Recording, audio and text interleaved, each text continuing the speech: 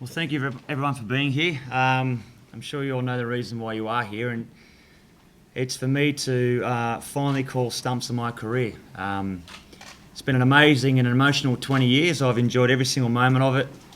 There are a lot of people I want to thank, which we'll do throughout the press conference, but it's to announce my retirement and to announce that that will take place, whether it's the next game for the Sydney Sixers or hopefully, if we play well, it'll be the Big Bash final. So after this year, there won't be any more cricket. So I'm excited. I'm pretty emotional. I'm happy.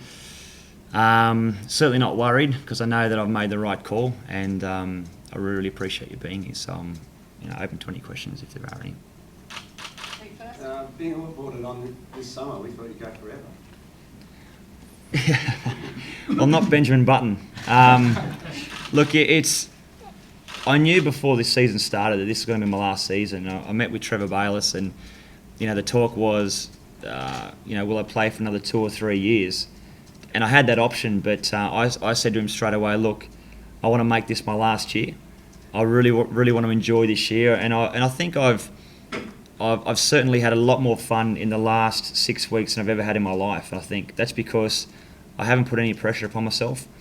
And, I knew before I bowled the first ball back at training this summer that this was going to be my last season. And it's weird when you look back and now, sitting in front of you guys, knowing that I am making this call. And I think back to when I was 9 playing cricket. So it's a massive moment. How many years was it? We're pushing 150? 20 years, yeah. Look, it's I didn't bother to do the math on it, but it's a lot of ice baths. There's a lot of training sessions. There's a lot of cricket balls bowled. There's a lot of flights, but there's also been a lot of fun, and that's what I've enjoyed about cricket. It's given me so many great memories. It's given me so many great opportunities. And the game I love, cricket, and I've been lucky enough to play for 20 years, whereas most people mightn't get a year or two. To play for 2 decades at the top level, really happy. Brett, is there one moment you'll cherish the most above all else? Look, I was in the car coming out here today thinking about what that moment might be, but to me it's hard to go past the first 2 moments. One is getting that baggy green cap for Australia back in 1999. A lot younger, a lot skinnier back then. It was the most amazing moment, to think that I'd worked and wanted that since the age of 9 to get that baggy green cap. So that's obviously probably the first thing that springs to mind. But secondly as well, to me it's not about 5-wicket hauls or winning World Cups. I think when I had the first opportunity to walk out in my one-day match playing with my older brother Shane, and to walk out behind him to see Shane lead number 20 on the back, and to think that we'd dreamt, as a lot of young children do, growing up and wanting one day playing backyard cricket to one day hopefully play for Australia, to think that I've represented Australia with my older brother, that was pretty cool. So yeah, that's probably the second moment. Shane? Do you think that your test or one-day careers would have been a bit longer had it not been for T20 being an option?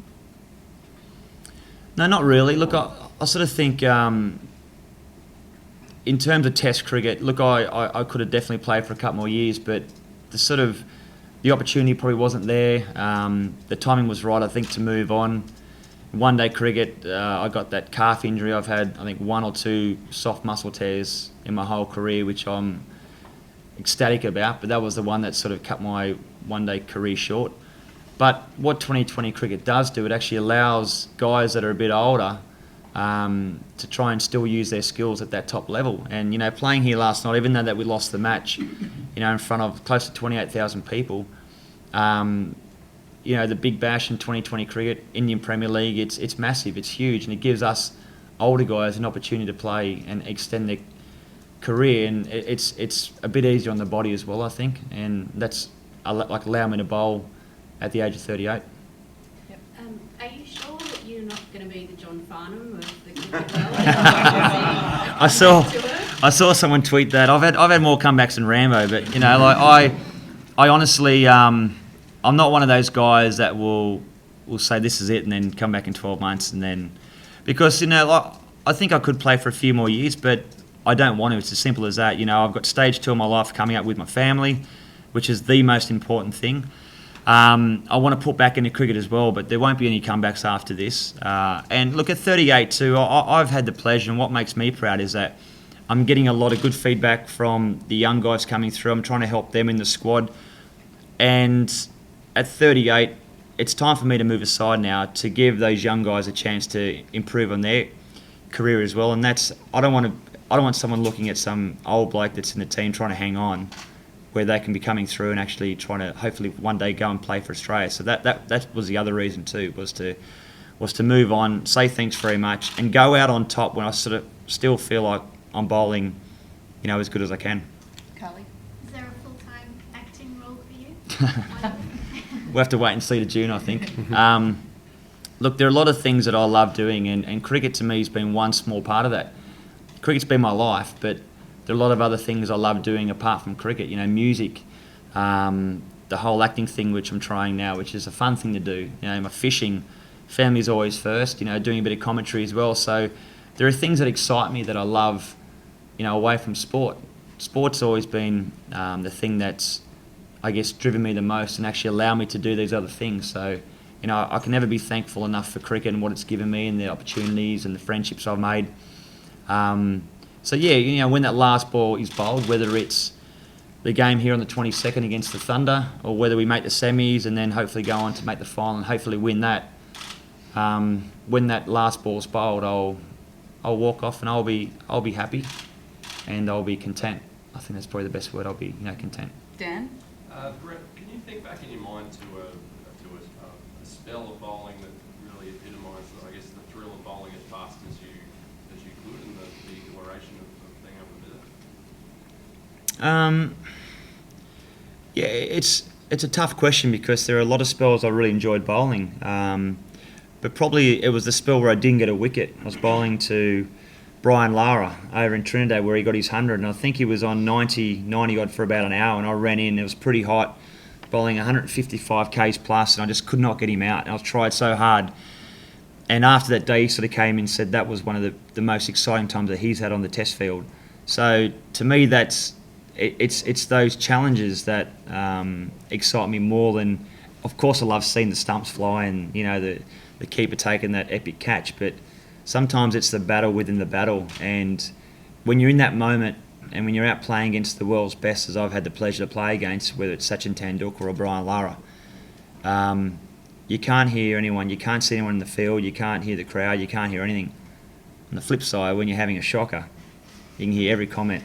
And you also read every paper as well. So, Adam? So the retirement had nothing to do with being called for a wide last night?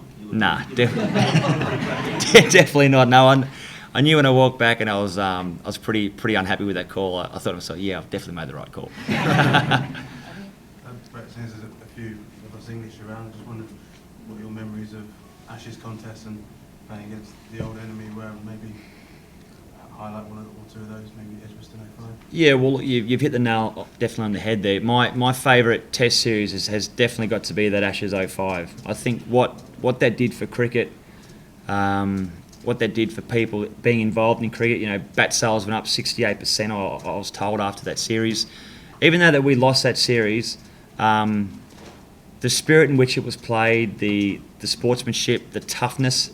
I've never played in a series that tough where I got Andrew Flintoff bowling 95 mile an hour trying to kill me, and I'm in there trying to survive. And then two minutes later, after they finally win that game at Edgbaston, we're in having a cold beer together, having a chat and a laugh. To me, that's what sport's about. It's what happens behind the closed doors that probably you guys don't get to see a lot of.